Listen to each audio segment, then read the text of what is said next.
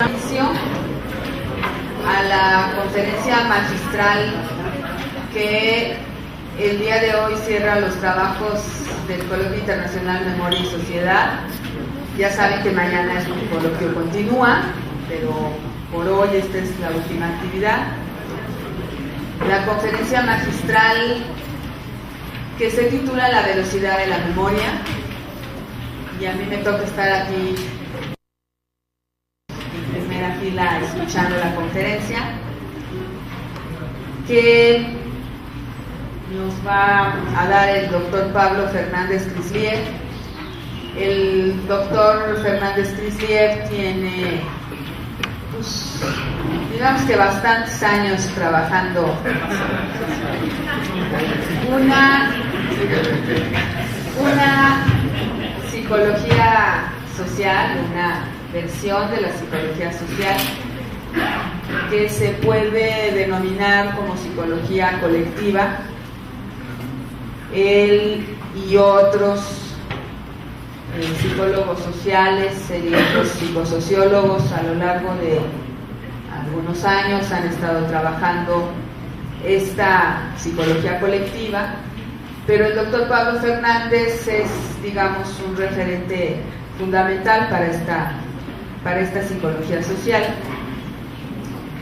particularmente por un libro que se titula La psicología colectiva, un fin de siglo después, que les recomendamos ampliamente a todos los alumnos aquí presentes. También podrían revisar el libro de la afectividad colectiva y algunos otros. Bueno, estaba haciendo tiempo para que se acomodara el doctor Pablo Fernández Crisliev. El tema es la velocidad de la memoria y le cedo la palabra. Bueno, muchas gracias, Angélica, por moderar.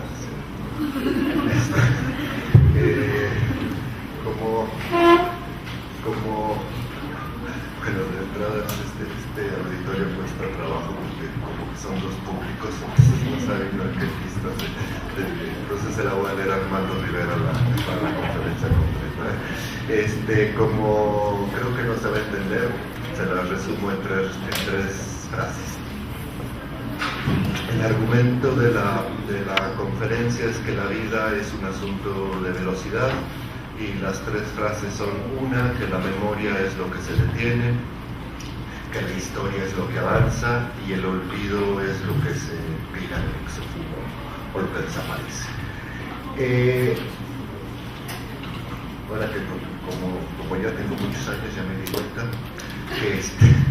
que una conferencia debe durar máximo 35 minutos.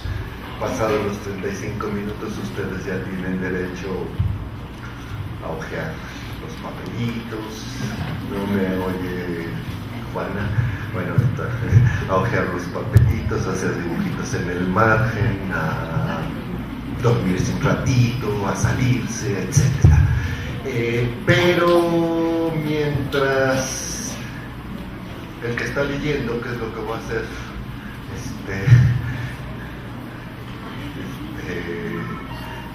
Siempre leo las conferencias. Antes creo que las leía porque me ponía muy nervioso. Ahora me sigo poniendo nervioso, pero luego ya me di cuenta que también me gusta mucho leer y sobre todo me gusta volver a leer y repetir lo mismo cada vez que aparezco. Bueno, mientras no se pase el conferencista de los 35 minutos, el conferencista creo que tiene derecho a decir lo que quiera. Es decir, tiene derecho a ser tan teórico, tan abstracto, tan difícil como se necesite, y bueno, eso es justamente lo que voy a hacer. Cuando alguien pregunta por qué, lo que está haciendo es pedir que le cuenten una historia. ¿Por qué la izquierda no sabe organizarse? ¿Por qué ya no me quieres? ¿Por qué soy así? Y aunque le puedan salir a uno con respuestas más conceptuales o lógicas, uno solamente se queda tranquilo con una historia. Algo nada diferente de los niños que se duermen con un cuento. Uno en verdad está pidiendo el significado de algo importante para lo cual nunca ha habido concepto que lo llene, ni lógica que lo cubra. Y es que, Si uno hace repaso de cada vez que ha tenido que dar o pedir el significado de lo que sea, podrá darse cuenta de que lo único que se acerca al significado de algo es su historia. Humberto Eco, después de haber hecho semiótica y otros tratados conceptuosos, tuvo que escribir el nombre de la rosa porque supo que había algo que solo podía ser contado, sin explicaciones. Y es que cuando alguien solicita el porqué y el significado, en el fondo de su pregunta lo que está pidiendo es que le demuestren así, vivito y coleando, el pensamiento de una realidad determinada. Y quien tiene que responder se percata de que el pensamiento solo es su historia. Por eso se puede decir que toda historia es una psicología y toda psicología es una historia. O como decía Collingwood, un filósofo inglés, todo conocimiento de la mente es histórico porque la historia es la vida misma de la mente. En efecto, porque todo debe tener significado, todo tiene historia. Esta historicidad de las cosas no es tanto el hecho simplón de que transcurren en el tiempo, como que traen dentro el tiempo transcurrido. Y ese tiempo no es un tiempo pasado, sino un presente dilatado, ancho, espeso, que es como si mientras más historia tuviera algo, mayor fuera su presente. Es la cantidad de tiempo que algo tiene dentro. Las pirámides, como la de Teotihuacán, tienen mucho. Entonces, el tiempo es un material de las cosas. Así como tienen color, peso, función, así también tienen tiempo. Las pirámides son altas, calladas, de piedra y viejas. Y es por esta última cualidad por la única que ya no se puede hacer actualmente pirámides prehispánicas. Se les puede poner todo menos tiempo, porque para poner tiempo hace falta tiempo. El tiempo es la cantidad de actividades y movimientos que se van superponiendo sobre una cosa o un lugar. El primer día de una pirámide no pasa de algunas piedras ordenadas a ras de suelo, pero al siguiente se ponen otras hileras y así sucesivamente, una sobre otra, hasta que al cabo queda alta y terminada, llena de adornos. El tiempo se deposita como en capas. Se puede calcular el tiempo de abandono de una casa por el grueso de la capa de polvo sobre la mesa, que es justo lo que sucede en los sitios arqueológicos, en los que el emplazamiento de una ciudad antigua se ha ido recubriendo de otras construcciones, con tierra, demoliciones, con la selva, con el amontonamiento del tiempo. Y ahí, para averiguar su historia, no hay que desandar ningún camino, sino escarbar sin moverse de sitio. El tiempo, más que nada, es lo que se nos viene encima. El tiempo parece tener una profundidad, porque los acontecimientos se desarrollan sobre sí mismos como en redondo. Por eso uno se hunde en sus recuerdos, sin moverse del lugar. A las pirámides se les ha ido acumulando no solamente piedras, ceremonias, modificaciones y turistas. Las pobres, como las de Egipto, traen impregnadas las luces de miles de flashazos de cámara Kodak, o sea, que tienen mucho tiempo, y para encontrar la pirámide original hay que remover bastante, quitarle tanta tarjeta postal. Las actividades y movimientos que las cosas traen dentro son los trabajos, los cansancios, las equivocaciones y los cuidados de la sociedad que las produjo. Por lo que, en suma, el tiempo es la cantidad de sociedad que algo trae dentro.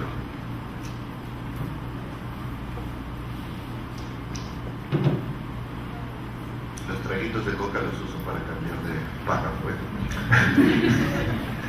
Las historias son las que cuentan todo esto, pero en verdad una historia no lo es porque registre lo que aconteció, sino porque lo cuenta, porque a la gente desde siempre le gustan más los cuentos que los registros, de modo que es conveniente entender a la historia como un cuento, un relato o una narración, en el sentido de que la guerra de Troya es una historia, la Cenicienta es una historia, Batman es una historia, un chiste de Pepito es una historia, un reportaje sobre una huelga es una historia, una habladuría sobre un vecino es una historia. La historia es una historia. Lo que tienen en común es que se cuentan.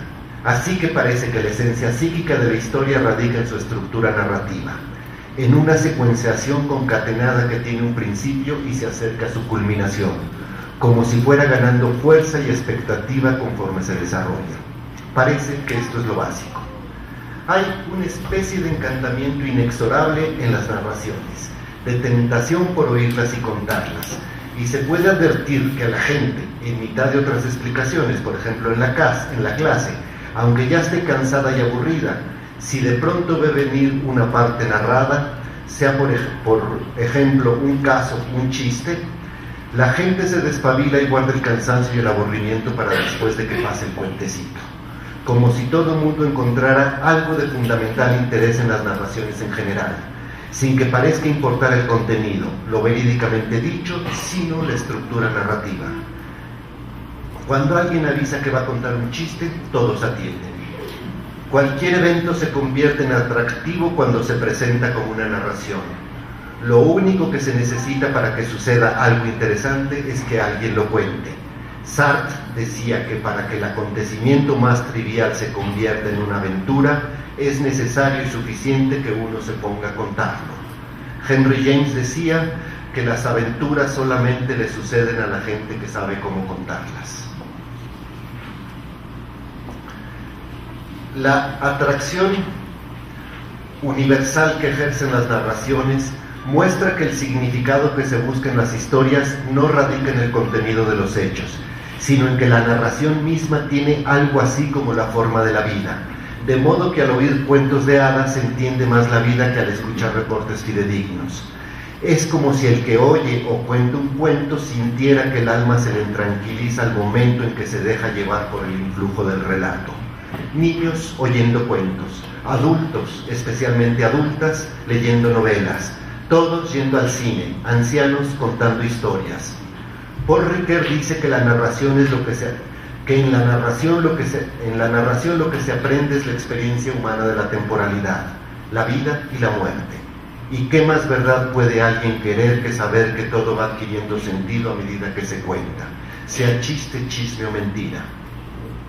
Quizá por esto último se entienda por qué la narración, a pesar de estar relatada con palabras, no es precisamente un acontecimiento del lenguaje, sino del tiempo, y, como argumenta Howard Gardner, tiene más características visuales que lingüísticas.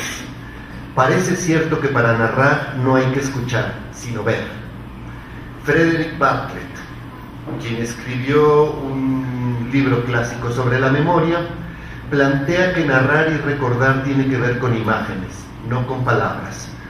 Por esto, por ejemplo, los novelistas, que son buenos narradores, no resultan buenos poetas, como Cortázar, porque aunque ambos usen palabras, las palabras que usan no están hechas del mismo material. Y Octavio Paz, aunque es buen poeta, no puede ser novelista, aunque quiera Fox. Lo declaró el mejor novelista mexicano. Bueno, lo que hizo su mujer fue peor, pero no viene al caso. Las mujeres son más históricas y menos lingüísticas que los hombres. Son menos conceptuales y más narracionales. Prefieren las novelas a los ensayos.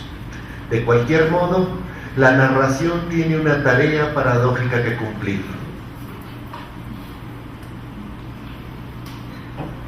Porque cualquiera que esté apto para contar una historia se encuentra aproximadamente al final de la misma, después de que ya pasó, y sin embargo, tiene que empezar por el principio. Se puede notar que cuando a alguien le piden que platique lo que sucedió, tiene que tomar una pausa o hacerse el distraído mientras aprovecha para ordenar sus pensamientos, o sea, para acomodarlos al revés, de manera que primero quede el principio y luego esté el final. El narrador tiene que ir hacia donde empezó la historia, allá donde comienzan las cosas, que es donde radica el significado de lo que sucedió después. Si no se encuentra el lugar de donde surgen las narraciones, estas carecen de sentido. El punto de origen donde el resto de la sociedad va a empezar a suceder resulta más importante que el desenlace, porque sin aquel ningún acontecimiento posterior tiene razón de ser. Y bueno, uno tiene que llegar al había una vez. Pero resulta que cuando había una vez, entonces no había dos veces, ni nada más, y no existe aún lo que va a suceder más tarde. Y el problema es que el que lo cuenta sí lo sabe. Tiene presentes todas las vicisitudes que no pueden estar presentes, y que por lo tanto le hacen ruido a su narración, y que no solo manchan el panorama, sino que incluso tapan el momento del inicio de la historia, que es el punto de la memoria y la razón de ser de la misma narración. Así que paradójicamente, Para recordar una historia hay que borrar su historia, es decir, hay que ir quitando los vestigios, adornos, capas, incidentes que se le han ido añadiendo en el curso del tiempo al acontecimiento original. Hay que desrecordar, que es ir ignorando una serie de recuerdos que no pueden haber sucedido en el principio, y también es ir desarticulando cualquier viso de narración, porque las narraciones solamente deben empezar con el principio. Pero al desrecordar sucede algo. Cuando la gente se hunde en sus recuerdos, poco a poco lo que va diciendo se hace más desilvanado, su plática se torna entrecortada, hace pausas más largas, se queda quieta a ratos, como si fuera deteniendo el paso. En la Asociación Libre del Psicoanálisis, a los que hayan ido con el psicoanalista, se nota más o menos eso. Es cuando uno más se cae en el psicoanálisis es cuando le cobran más, porque está llegando el momento significativo. Bueno, Milán Kundera, en una novela que se llama La lentitud, describe a un transeúnte que va tratando de acordarse de algo y paulatinamente aminora el paso, hasta que se detiene en su camino por completo, que es cuando encontró el recuerdo que estaba buscando. ¿Dónde he visto esta señora, por ejemplo? Cuando uno hace esto, es como si fuera regresando al pasado, y es como si el pasado fuera más lento que el presente, por el mero hecho de que está compuesto de mucho menos elementos. El grado de lentitud es directamente proporcional a la intensidad de la memoria, dice Kundera en la página 45. En los pueblos viejos, por donde se dice que no ha pasado el tiempo, que siguen viviendo en el pasado, la vida también se mueve lentamente. Y cuando uno transita por ellos, en consecuencia, también empieza a moverse con menos prisa, a poder sentarse toda la tarde a contemplar cómo no sucede nada. Mientras menos tiempo tenga algo, sus movimientos y actividades son más pocos y la vida se hace más lenta. En las iglesias y en los museos, ambos monumentos que resguardan el pasado, la gente cuando entra camina como más despacio, habla menos, mira más y se le quitan las preocupaciones del presente, porque en el recuerdo uno realmente entra en el pasado. Es por eso que cuando se ingresa a lugares viejos como los pueblos antiguos, uno mismo vuelve a adquirir las cualidades de ese momento y la vida se convierte en la de antes. Y entonces uno vuelve a pensar con los pensamientos de entonces y a moverse con los movimientos de ese lugar por donde no pasa el tiempo. Hasta que llega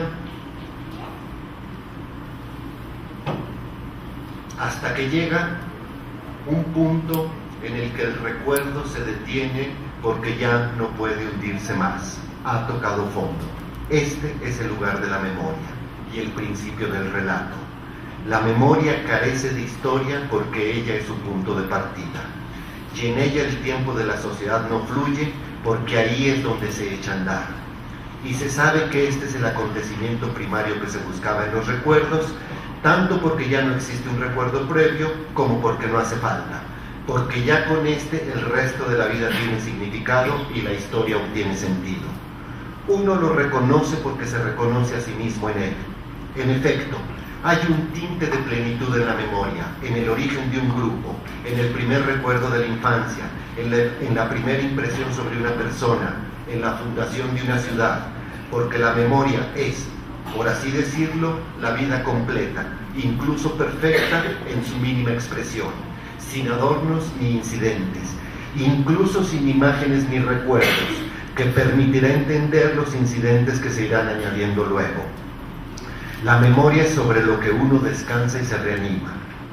Mientras que la historia es el relato del cambio, la memoria es lo que no cambia, y a lo que siempre se puede recurrir para asegurarnos que seguimos siendo los mismos a pesar de los avatares de nuestras historias, que no cambiamos no obstante tanto cambio. Mientras que la historia marca el paso del tiempo, la memoria sella el no paso del tiempo. La memoria es intemporal. En cualquier lugar de la sociedad se pueden encontrar los puntos en que se detiene el tiempo, donde la duración se queda.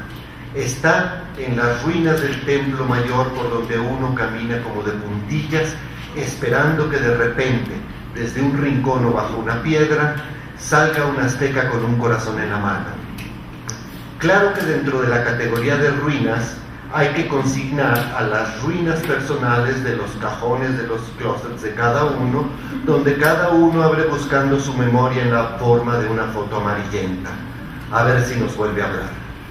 Está en la traza de la ciudad, que se mantiene ilesa y que uno puede seguir con los mismos pasos que la primera generación. Aunque cambie el edificio, las esquinas perduran. Está en los rituales y las ceremonias que son como ruinas activadas o fósiles vivientes, donde uno participa de la actividad social que tuvo lugar el primer día. O está, por supuesto, en las tradiciones, esos modos de vestirse, de gesticular, de servir la mesa y de tener confianza, cuya única razón para realizarlos es que así se han hecho siempre, razón suficiente. En suma, la memoria es el momento más antiguo que se puede recordar y el primer momento de toda narración. La memoria es el único momento de toda historia que tiene la obligación de ser inolvidable, y por ello la memoria es estática.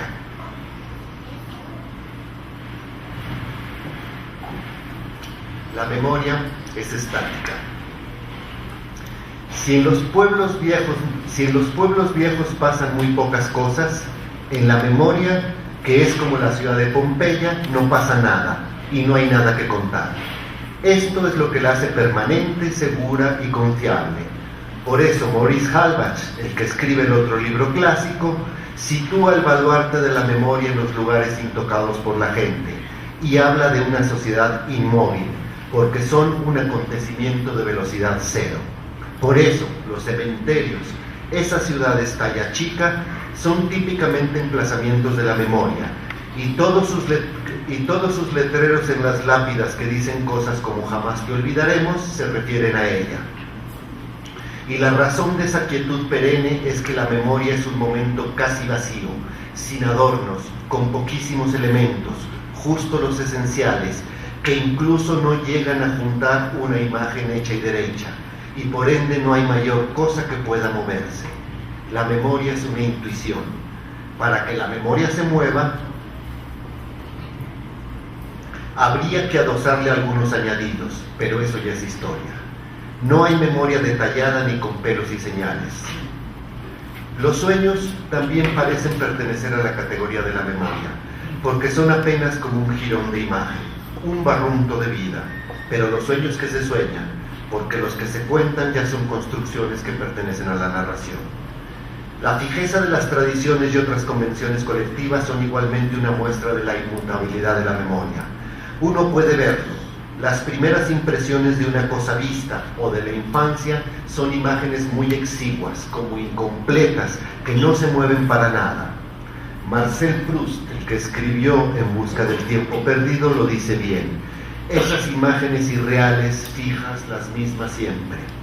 Bartlett relata la primera impresión de la matemática rusa Sonia Kovalevsky, que recordaba de su infancia una pared en la guardería, una pared en obra en que se había usado hojas de desperdicio llenas de fórmulas para pintar encima.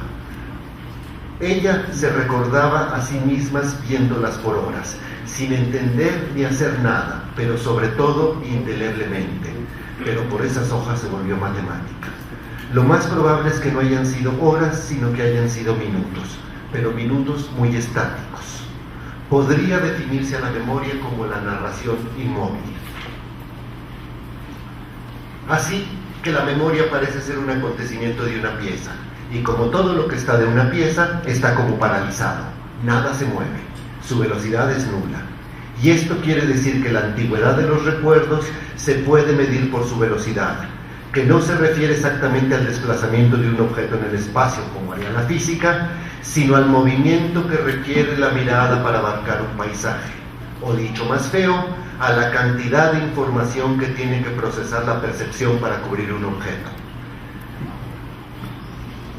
Para cubrir el paisaje que tiene ante sí un empleado de McDonald's, atiborrado de clientes, caja registradora, teclas, comanda, dinero, gente, cambio, papas, Coca-Cola, reloj, ketchup y niño llorando, Tiene que mover todos sus receptores a una muy buena velocidad, descartando, eligiendo estímulos y atendiéndolos apenas el tiempo suficiente para poder lidiar con ellos.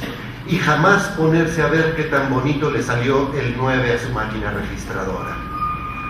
En cambio, si lo que hay que atender es el paisaje más bello y triste del mundo, que dibuja Antoine de Saint-Exupéry en la última página del Principito, el cual consta de 2 rayas y una estrellita arriba, uno no puede verlo como un McDonald's, porque acabaría de verlo en medio segundo y se aburriría el resto del tiempo, sino que hay que quedarse mirándolo de otra manera, tratando de atisbar en el blanco de la página a ver si regresa el Principito. Esta es la diferencia entre la percepción y la contemplación. Es la diferencia que hay entre un grupo de turistas que visitan 19 ciudades en 11 días y el desempleado que todos los días toma su lugar en la misma banca del parque los lunes al sol. Cuando hay mucho, hay que verlo poco. Cuando hay poco, hay que verlo mucho. En efecto, el grado de velocidad de las cosas y los eventos tiene relación directa con la cantidad de elementos presentes, y por eso la memoria, con tan poquísimos rasgos y tan tenues, tiene la menor de todas, nula, cero, que es una velocidad contemplativa, donde casi nada pasa y que por ende resulta imposible de narrarla genuinamente. La memoria es una sensación, una actitud, un afecto, nada que pueda ser dicho.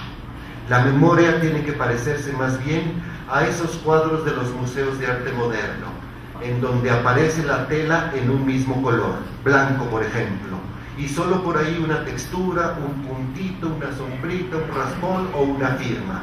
Y puede estar muy bonito, muy feo, pero en todo caso no hay manera de platicarlo. Por lo común a la gente no le gustan porque le da miedo que le estén tomando el pelo. Pero en la preferencia por los cuadros, digamos, de Remedios Varo, en donde aparece alguien haciendo algo con muchos instrumentos, a la gente se le nota la motivación narrativa, porque ahí sí puede decir que estaba un señor que levantaba piedras con una flauta y etcétera.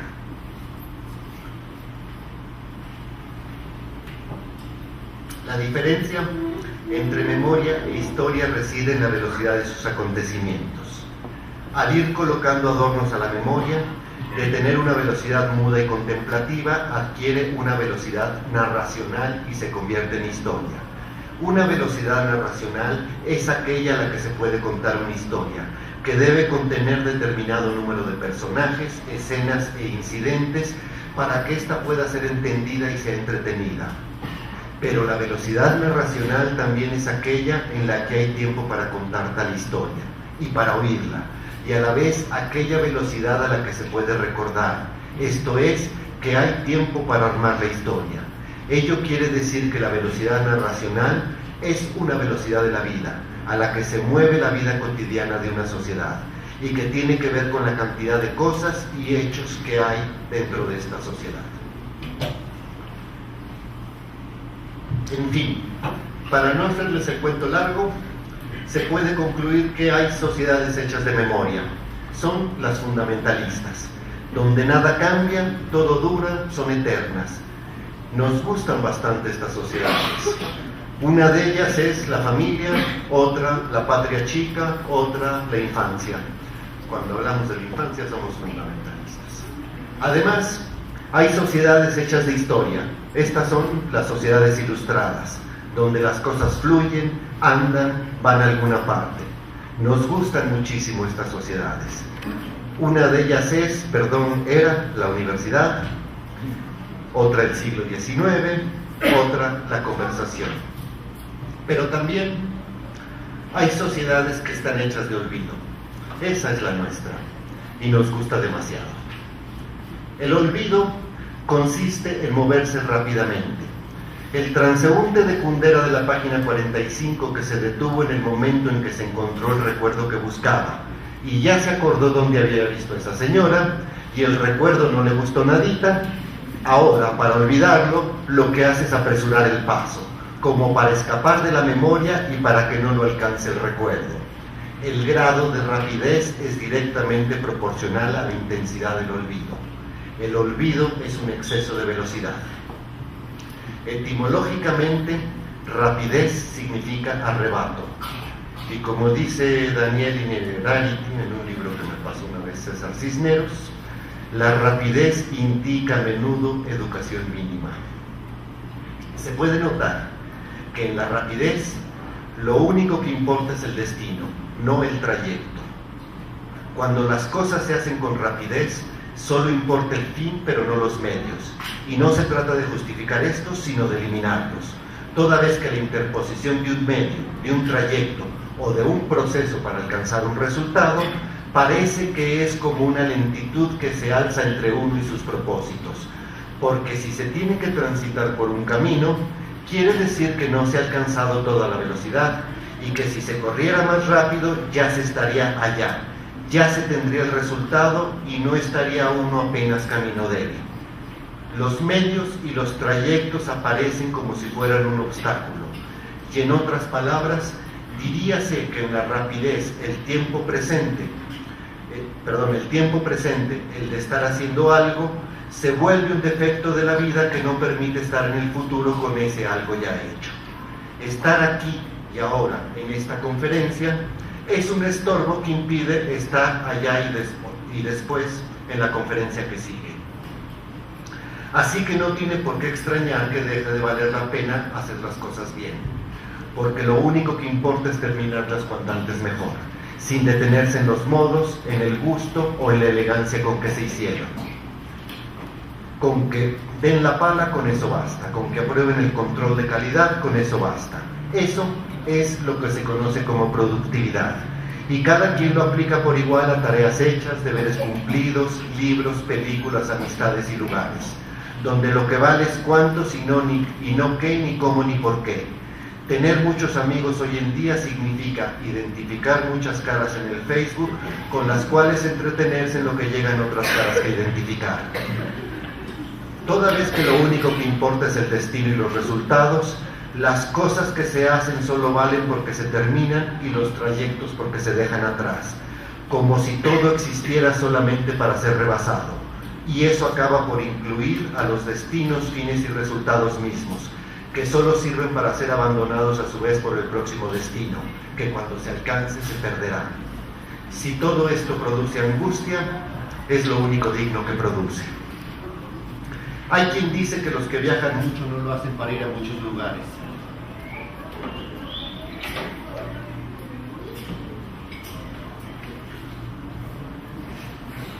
Todavía me quedan 9 minutos. Ya.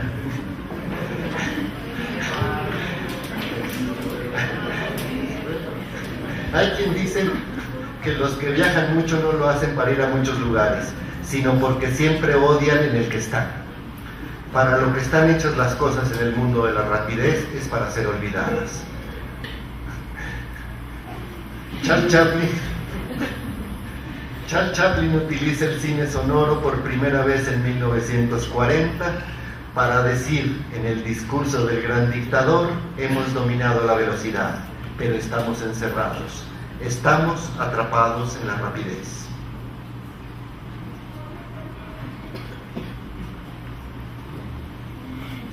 Cuando alguien quiere olvidar el trago amargo de un mal amor, lo más aconsejable es que se ponga a hacer muchas cosas.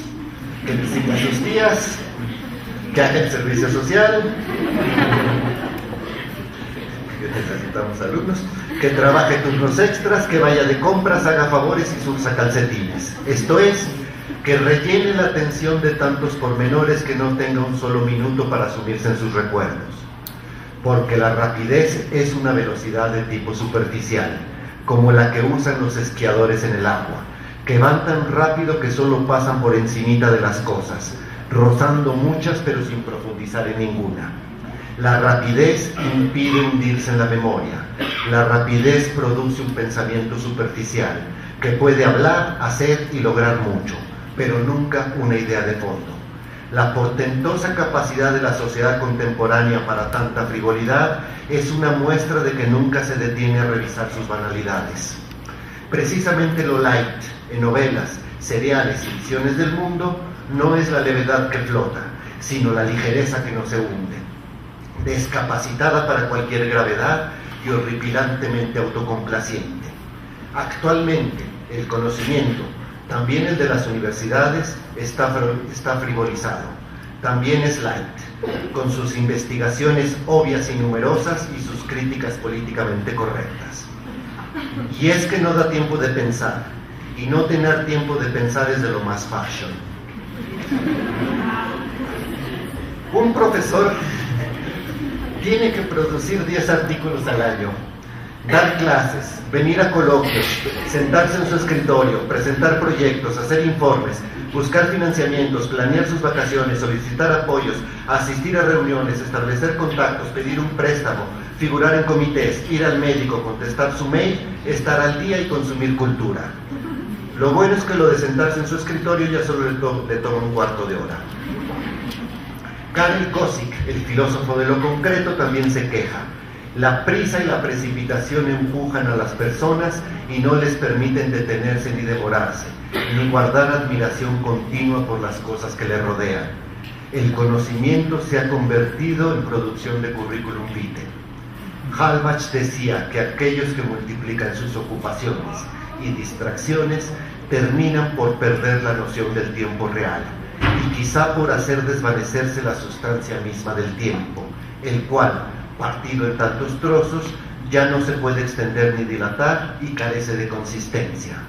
Efectivamente, cuando los hechos de la realidad se suceden tan rápido uno tras otro y sin tener ni mínima relación uno con el que siguen, están ciertamente disgregados y así ya no son capaces de articularse en un acontecimiento, sino que aparecen como una serie de instantes aventados por casualidad, que además de no tener nada que ver entre sí, nadie los reconoce como parte de su vida, y aparecen más bien como eventos que sucedieron solos, sin ayuda de un protagonista, como si fueran lluvia, y por lo tanto tampoco pueden ser articulados en una narración. Con la implantación de la rapidez, la historia se pulveriza en una sucesión de eventos anodinos. Este tipo de historia se llama noticiero, que consiste precisamente en la presentación de sucesos hecha con atomizador, una ráfaga de datitos impactantes, de preferencia espeluznantes, que tiene la doble ventaja de que uno se puede informar de lo que pasa en el mundo e inmediatamente se puede olvidar de lo que pasó. En la era de la rapidez, los acontecimientos se convierten en fragmentos disparatados que se pueden recabar en la forma de datos y exponer en orden cronológico, alfabético, promediado en tablas o letanías, pero que no se puede narrar porque la vida ya no acontece, solo acaece. Esto mismo les pasa a las gentes en sus vidas particulares, que tienen el iPad repleto de quehaceres, pero al final del día no pueden decir qué hicieron, excepto una sarta de lugares, nombres y datos inconexos que suman lo mismo que si no se hubieran levantado en la mañana. Y al final de las décadas y otras edades, cuando hay que hacer el recuento vital, todo lo que pueden ir diciendo que hicieron tampoco alcanza para hacer una sola cosa, es decir, una vida, porque carece de unidad y no se le ve forma. Así que las mil y una celeridades vertiginosas que hicieron sin parar no da para tener algo que contar, para construir una historia propia, para articularse en una narración. Y ni modo que se pongan a ver su agenda a ver qué hicieron. A veces lo único que pueden contar es lo que acumularon en el banco. Paul Ricoeur dijo que una vida sin significado es aquella que no puede ser narrada. Y bueno, como me quedan 3 minutos de pilón, va un consejo para vivir más años. Quien se mueve al día carece de memoria y tiene una historia de 20 minutos. Podrá comprobar mediante documentos que tiene 27 o 57 años, pero en la realidad donde se encuentra solamente ha vivido los 20 minutos de que se acuerda. Lo demás es olvido que no le pertenece, porque verdaderamente uno únicamente tiene la edad de sus recuerdos, ya que la diferencia que hay entre una persona mayor y el niño que está caminando por aquí radica en lo que puede contar de su vida, poder relatar muchos años o poquitos. Esta diferencia es la misma que hay entre la biografía de un individuo y la historia de una sociedad. El uno tiene la madurez de varias décadas y la otra tiene el temple de varios siglos, pero ambas están igualmente aquí y ahora sin distinción, porque toda edad es presente, porque toda biografía y toda historia está presente, y lo que las distingue es la profundidad de su presente. Parece ser que la cantidad de vida de cada uno es igual a la cantidad de recuerdos que cada uno conserva. Pero cada quien puede juntar los recuerdos que quiera para tener la edad que se le antoje, porque si bien visto, la memoria es una entidad que no tiene fecha, y si uno fabrica sus recuerdos a partir de la memoria, uno puede entonces adoptar la memoria y los recuerdos de la sociedad y alcanzar así la edad de la historia, la vida de un individuo. Por ejemplo, uno de esos que no ven más allá de sus narices y por lo tanto siempre hablan de sí mismos, tiene una expectativa de vida como de 70 años porque sus recuerdos no llegarán más lejos. Coloca la memoria en un punto de su infancia, en su primera comunión, y luego nos receta el anecdotario de sus vivencias personales. Para él, toda la historia se reduce a su biografía. Pero uno puede hacer otra cosa. Puede tomar los recuerdos de su sociedad y hacerlos propios, conociendo su historia, asumiendo sus tradiciones y moviéndose con sus costumbres.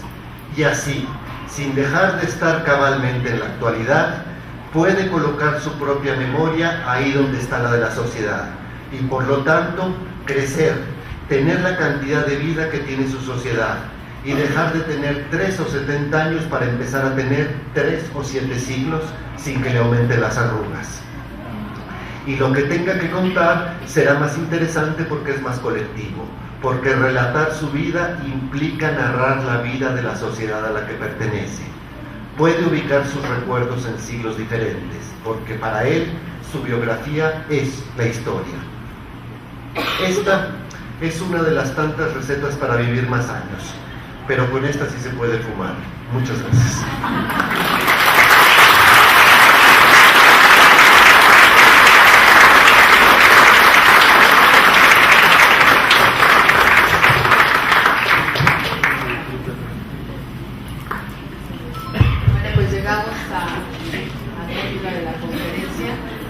Empezamos la sesión de preguntas y respuestas. Preguntas.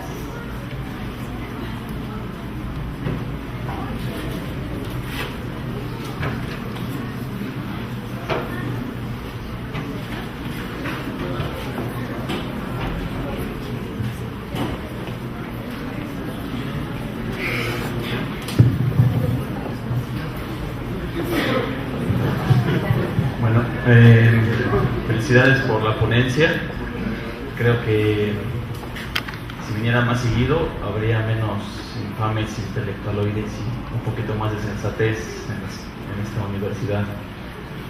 Y bueno, a ratos me perdí en la ponencia, más pensando en cosas que decía. Y bueno, recordé, hay una de lo que decía Borges en uno de sus tantos libros, que él dice que el tiempo es sucesión de hechos y cuanto mayor densidad de hechos suceden en un lugar determinado, pues más tiempo está ocurriendo, más tiempo transita en ese lugar. Y él, bueno, rubrica esa frase diciendo que por eso le gusta vivir en este lado del mundo en donde siguen sucediendo cosas y no somos sociedades ya terminadas y acabadas como las europeas, por ejemplo. Entonces, y dice, bueno, que somos casi somos hermanos del tiempo, dice Borges.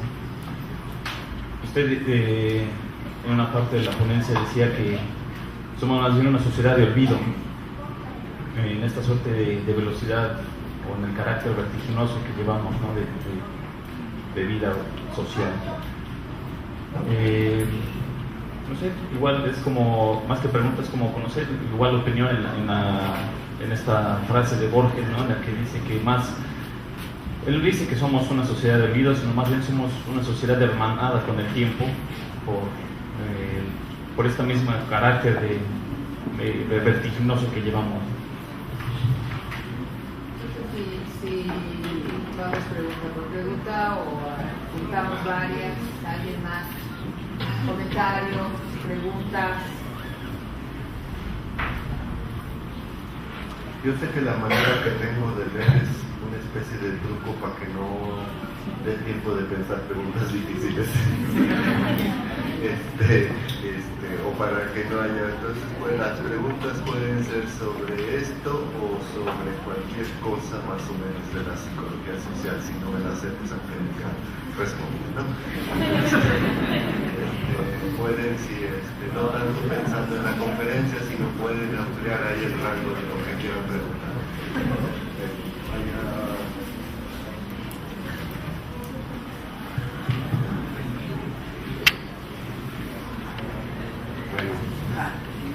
Yo sí tengo, quisiera su opinión más memorial sobre lo que te va a preguntar. Por ejemplo, eso que habla de la rapidez, de la velocidad, yo sí la veo tal cual como la dice, en la narra. Por ejemplo, en el transporte, porque uno va, no sé, del minuto 0 al minuto 25, que es de inicio a fin, suponiendo el transporte que ya sea metro, tren suburbano o metrobús o el que sea. Pero cuando yo en mi caso le pregunto a esos usuarios qué recuerdan del trayecto, qué es lo que ven, me dicen no, pues la verdad yo nada más subo y bajo, y hay un contenido, hay un vacío. Entonces yo lo que me intriga es ¿por qué no hay contenido? Si es por esa rapidez, esa velocidad, esa inmediatez de hacer un trayecto. Porque no hay una memoria, ¿no? Se puede decir, en términos de esa rapidez en cuanto al trayecto, ¿no? Entonces, ¿qué matiz, no?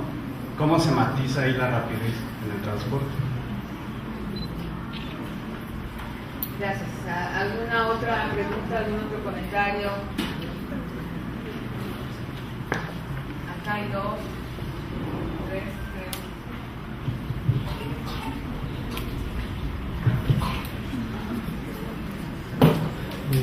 Hola, yo tengo una pregunta. ¿Por qué a veces uno transforma, dentro de estas narraciones, transforma algo imaginario en memoria, o al revés? Porque una memoria se vuelve como algo imaginario.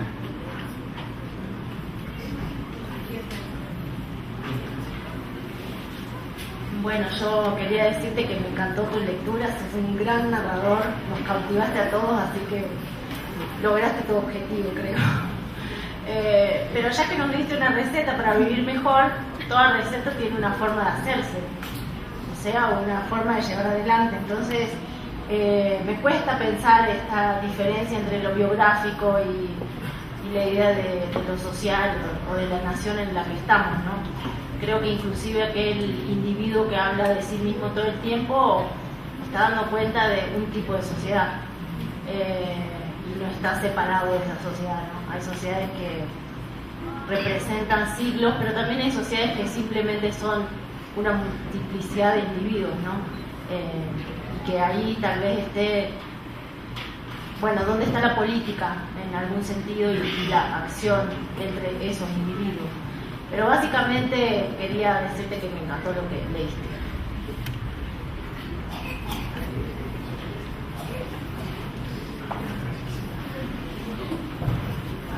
Bueno, sí, gracias por tu charla, pero me queda una duda o una inquietud sobre esta metáfora de la quietud de la memoria y ciertos lugares donde es quieto. ¿Hasta qué punto esa metáfora no se vuelve, no es más bien un prejuicio urbano pensar que en sociedades tradicionales la memoria está quieta, que no se mueve, que no pasa nada? Si uno va a estos pueblos y pregunta por una historia, va a haber muchas historias de un mismo suceso, con muchas variaciones, y si uno va después esas historias van a estar cambiando, van a estarse modificando. Entonces no creo que en estos pueblos la memoria realmente esté quieta. Quizás en comparación con sociedades urbanas hay una diferencia de velocidad, pero de ahí a pensar en quietud, no sé si estamos otra vez viendo con un rollo de prejuicios estas sociedades que quizás habría que conocer más.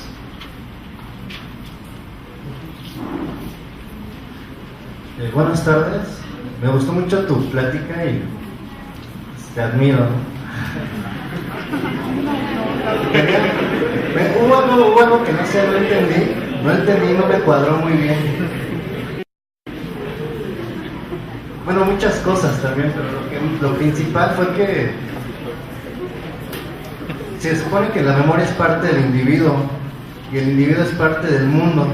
Entonces, si el mundo está en constante cambio, yo entendí que nos comentabas que la memoria era estática. Entonces, si esa estática es permanente, y si es permanente, entonces va como que en contra de que lo único permanente es la impermanencia, ¿no? Esa era mi duda, que ¿por qué un punto se mueve y por qué otro se queda estático si todo es parte del mismo núcleo?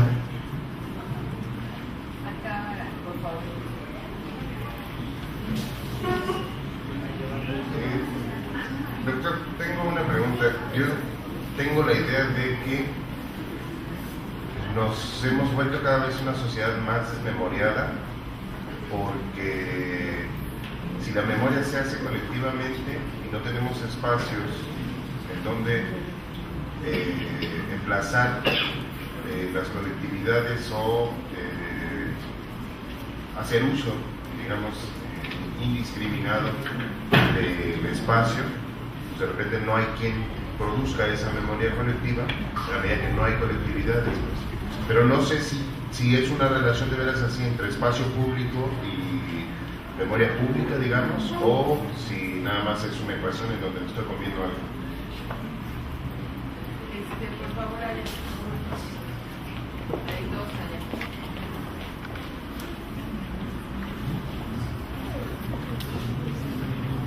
Hola, también muchas gracias por venir a compartir aquí a la UAM, de verdad se agradece. Yo tengo una cuestión, cuando habla de memoria, estaba revisando a Gastón Bachelard y lo que decía de recuerdo y memoria, ¿no? Entonces me llama la atención recuerdo como algo cargado de afectividad, como totalmente, ¿no? Y lo inmediato. Memoria, aquel proceso que ya lleva como mucha razón, ¿no? Va cargada como también de razón.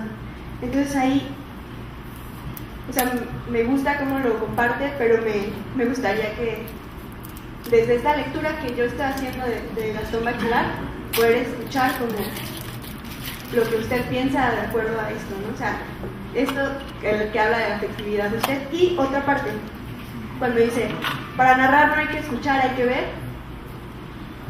Supongo que el que mira tiene una intención, ¿no? Y esa intención viene a partir de un posicionamiento. Entonces, ¿desde dónde en la psicología social uno tiene que posicionarse para ver y después narrar algo? Listo.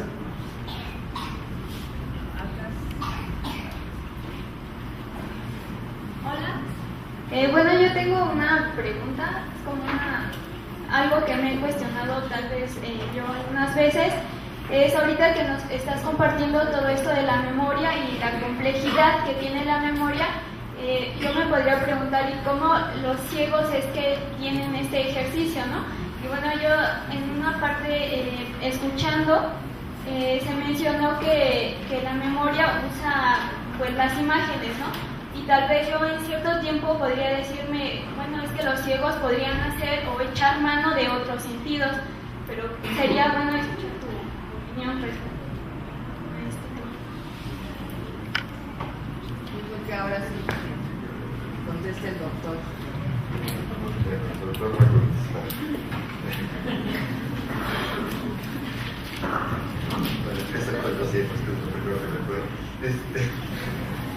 En algún curso, en alguna clase doy a veces un semestre sobre percepción, sobre visión casi directamente. y si venía un alumno ciego y ya sabes, uno se ponía nervioso, chino, la voy a volver a regar, etc. Y no, parece que entre lo que podía él describir y lo que puede uno leer, parece que a pesar de la ceguera, la percepción o la memoria o el pensamiento en la sociedad occidental sigue siendo visual, incluido en los ciegos. Efectivamente es otro tipo de visualidad, que esa ya forma parte de lo incognoscible, yo creo, pero que sigue moviéndose como si se viera, independientemente de que sea con los ojos o no. Bueno, creo, en efecto, esto, con lo de Bachelard ya lo conecto con otras, a ver, la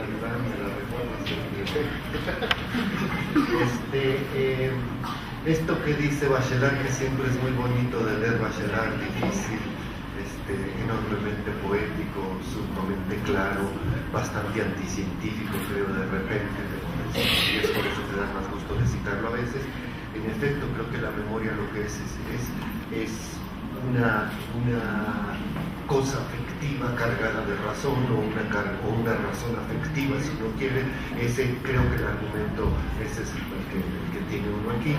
Si le entendí bien a la compañera, es el de Bachelard, y efectivamente así lo plantearía uno así. Lo dice ya con el de la memoria, quien preguntó de la memoria y la imaginación, un rollo que dice Frederick Bartlett, que a mí es de lo que me gusta, creo que el elemento que más me gusta de Bartlett, en donde dice: la memoria en última instancia es una actitud, no actitud en el sentido de psicología social, sino en el buen sentido, más bien.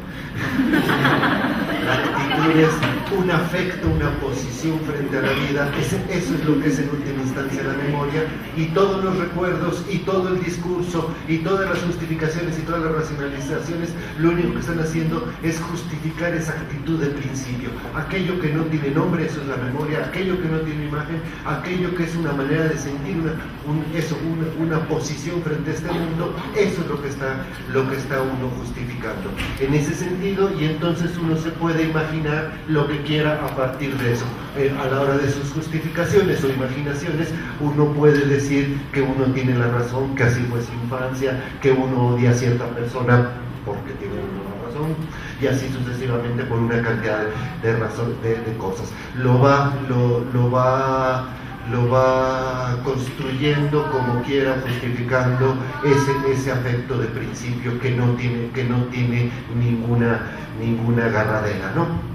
Y esto que cuando uno se lo topa es como un momento blanco, pausado, estético, creo muy estético, y que no tiene uno. Y creo que en ese momento, cuando uno se topa con su recuerdo de veras, cuando uno dice y esas cosas, y se queda sorprendido de algo, de cualquier cosa que se topa uno, caminando a veces por el centro, uno se encuentra, viéndose al espejo a veces también, etcétera, de múltiples maneras, y ese es el momento que uno diría: eso es estático. Si uno trata de narrar eso es estático, eso no se mueve.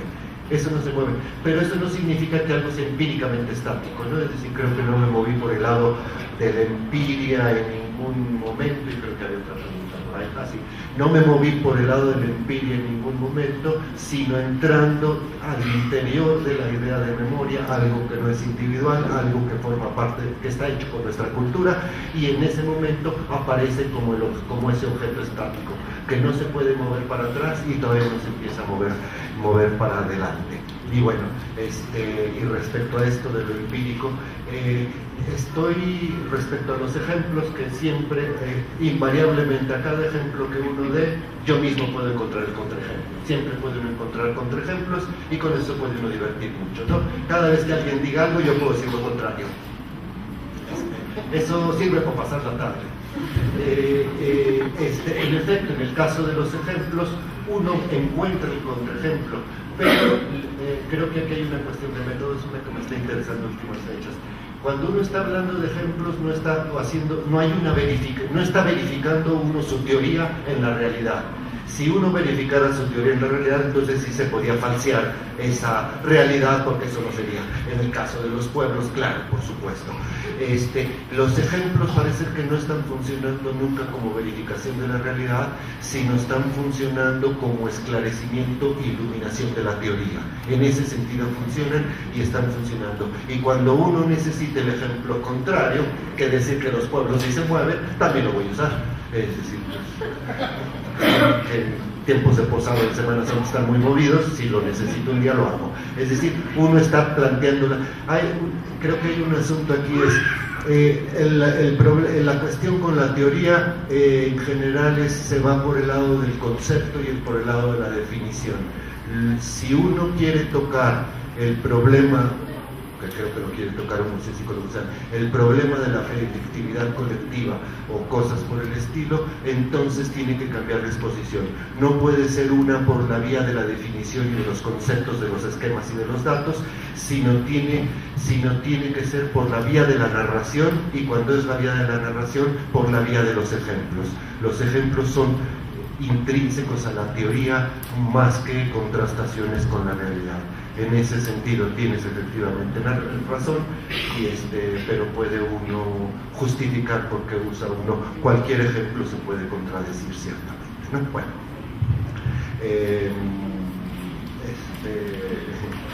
no sé cómo la preguntó Iván, pero el texto en realidad es de 50 páginas, no me las leí todas, ¿no? Entonces me salté cachos grandes, pero parece que en términos de historia uno puede hacer más o menos esta equiparación, lo puede ir encontrando en la velocidad del movimiento de la vida, carretas, bicicletas, lo que sea, más o menos, carretas, caminar, por ejemplo, el tamaño de los pueblos, etcétera, coincide con un tipo de narraciones, la aparición de los cuentos o la reaparición de los cuentos, con la aparición de las narraciones, de las novelas más o menos. Hasta el siglo XIX uno puede encontrar la aparición de la historia misma y de la novela como géneros del siglo XIX, y uno diría, y de la psicología colectiva o de la psicología social, que es igualmente histórica, narracional y emparentada con la literatura. Parece que tiene el ritmo de la vida real de ese momento, es el mismo ritmo de la voz y de los cuentos que se cuentan. A partir del siglo XX, cuando se empieza a acelerar, empiezan a desaparecer las narraciones, empiezan a aparecer los datos y otra serie de cosas. Entonces creo que sí puede uno ir haciendo una analogía Edad Media, Edad Moderna, a la moralización, es decir, de tomar una posición política o una posición cultural en esta sociedad y abogar y argumentar a favor de un tipo de vida y en contra de otro tipo de vida. Concretamente diría yo del señor que se ve las narices y solo cuenta las anécdotas que le pasaron a él, que no sé a quién le importen, bueno, a él, frente, que además de que es un atentado civil o un atentado social, cualquiera que se pone a hablar de sí mismo, aparte de una falta de respeto indigna, es un crimen contra la institución de la conversación, pero en fin, bueno, ya se ve la posición de uno, más o menos. Entonces, en eso efectivamente es una sociedad, creo que sería la sociedad, uno puede decir, siglo XX, capitalismo de consumo o neoliberal final más o menos, y creo que ahí hay una crítica a esa sociedad, por eso lo plantearía. Y bueno, y la receta para vivir más años, ¿cómo se hace la receta? Pues creo que la dio la respuesta a la receta la dio el compañero que habló del metro más o menos. Hay que defender la ociosidad.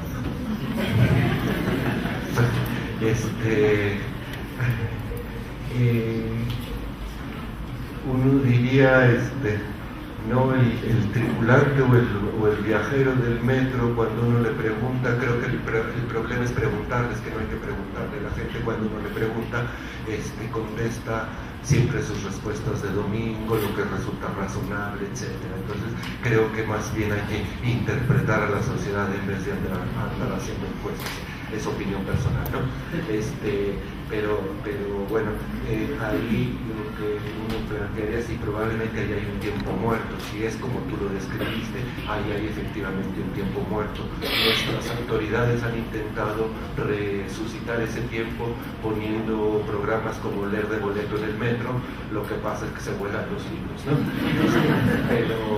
Pero esa al menos como idea era muy interesante, es decir, si uno estudiante de la UAM, profesor de la UAM, etcétera, tiene unos recursos enormes para irse de aquí en metro hasta Garibaldi, por ejemplo, ¿no? Es decir, tiene el recurso de leer, de acordarse de lo que se leyó y etcétera. Creo que a eso es lo que estaría llamando una ociosidad, a la utilización del tiempo como uno lo quiera para hacer lo que uno quiera. Casi diría uno la utilización del tiempo como una forma del pensamiento más o menos, ¿no? Ahí, y en ese sentido uno defendería la utilidad, y no me acuerdo quién criticó a la universidad aquí, parece ser que los enemigos de repente del pensamiento son los funcionarios universitarios, ¿no? Creo que tenemos que defender a las universidades de sí mismas, defender a las universidades de sus funcionarios y de sus administradores, porque cada vez hay que ser más productivista, más trabajador, más activo, más etcétera. Uno defendería el derecho a la contemplación, a pensar, a leer, a todo eso, a discutir, a conversar a todos. Bueno, creo que sí contesté más o menos todos, ¿no? Muchas gracias.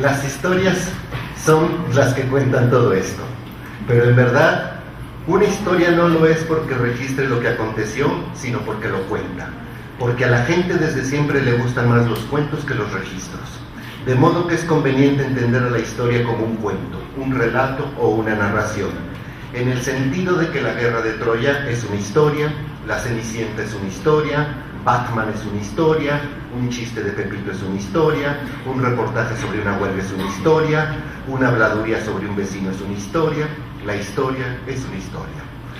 Lo que tienen en común es que se cuentan, así que parece que la esencia psíquica de la historia radica en su estructura narrativa, en una secuenciación concatenada que tiene un principio y se acerca a su culminación, como si fuera ganando fuerza y expectativa conforme se desarrolla.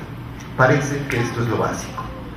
Hay una especie de encantamiento inexorable en las narraciones, de tentación por oírlas y contarlas, y se puede advertir que a la gente, en mitad de otras explicaciones, por ejemplo en la clase, aunque ya esté cansada y aburrida, si de pronto ve venir una parte narrada, sea por ejemplo un caso, un chiste, la gente se despabila y guarda el cansancio y el aburrimiento para después de que pase el puentecito, como si todo el mundo encontrara algo de fundamental interés en las narraciones en general, sin que parezca importar el contenido, lo verídicamente dicho, sino la estructura narrativa.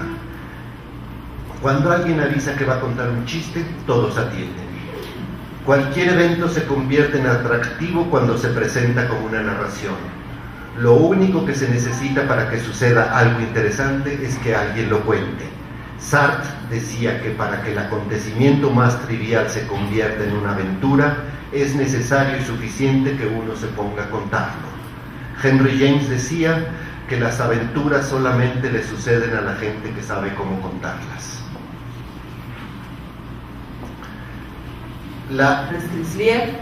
El tema es la velocidad de la memoria y le cedo la palabra.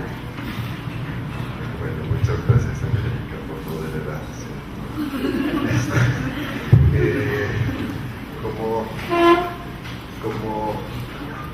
bueno, de entrada este auditorio cuesta trabajo porque como que son dos públicos, entonces no saben a qué pistas entonces se la voy a leer a Armando Rivera para la conferencia completa. Como creo que no se va a entender, se la resumo en tres frases. El argumento de la conferencia es que la vida es un asunto de velocidad, y las tres frases son: una, que la memoria es lo que se detiene, que la historia es lo que avanza y el olvido es lo que se pira, lo que se fuma o lo que desaparece. Ahora que como ya tengo muchos años, ya me di cuenta que una conferencia debe durar máximo 35 minutos. Pasados los 35 minutos ustedes ya tienen derecho a hojear los papelitos, no me oye Juana, bueno, a hojear los papelitos, a hacer dibujitos en el margen, a dormirse un ratito, a salirse, etc. Pero mientras el que está leyendo, ¿qué es lo que voy a hacer?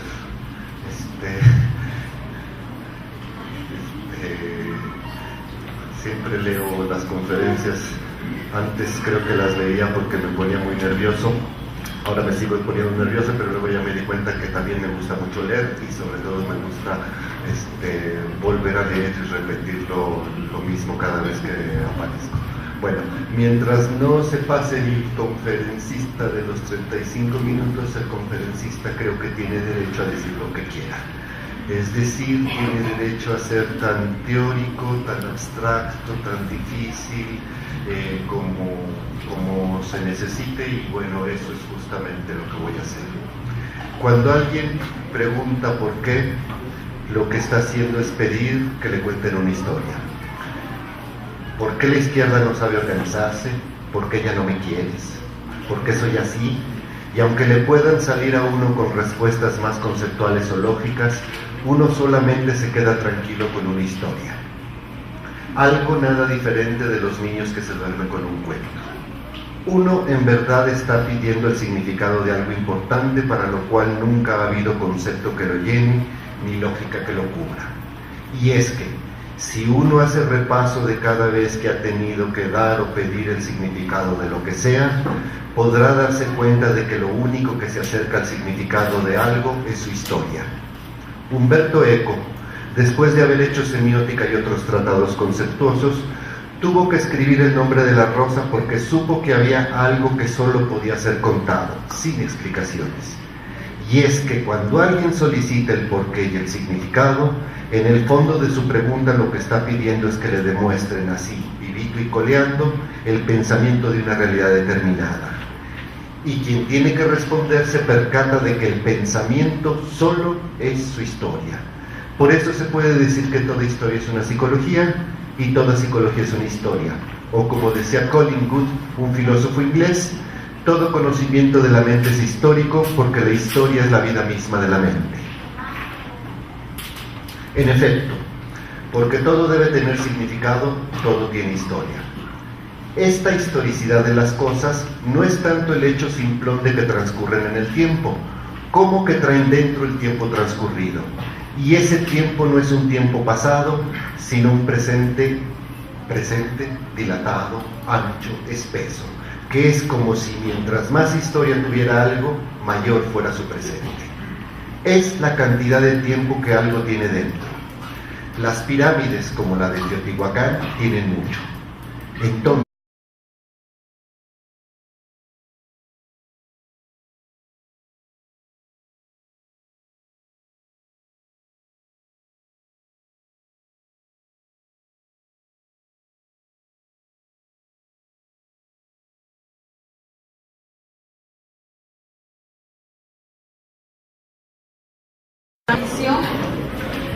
a la conferencia magistral que el día de hoy cierra los trabajos del Coloquio Internacional Memoria y Sociedad. Ya saben que mañana es un coloquio continúa, pero por hoy esta es la última actividad. la conferencia magistral que se titula La velocidad de la memoria, y a mí me toca estar aquí en primera fila escuchando la conferencia, que nos va a dar el doctor Pablo Fernández Crisliev. El doctor Fernández Crisliev tiene, pues, digamos que bastantes años trabajando una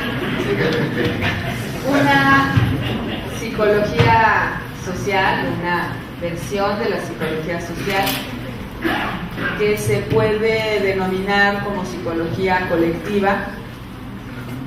Él y otros psicólogos sociales y otros psicosociólogos a lo largo de algunos años han estado trabajando esta psicología colectiva, pero el doctor Pablo Fernández es, digamos, un referente fundamental para esta psicología social,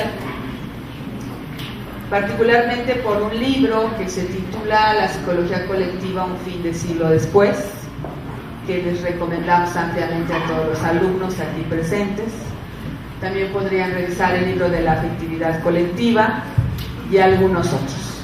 Bueno, estaba haciendo tiempo para que se acomodara el doctor Pablo Fernández. Entonces, el tiempo es un material de las cosas.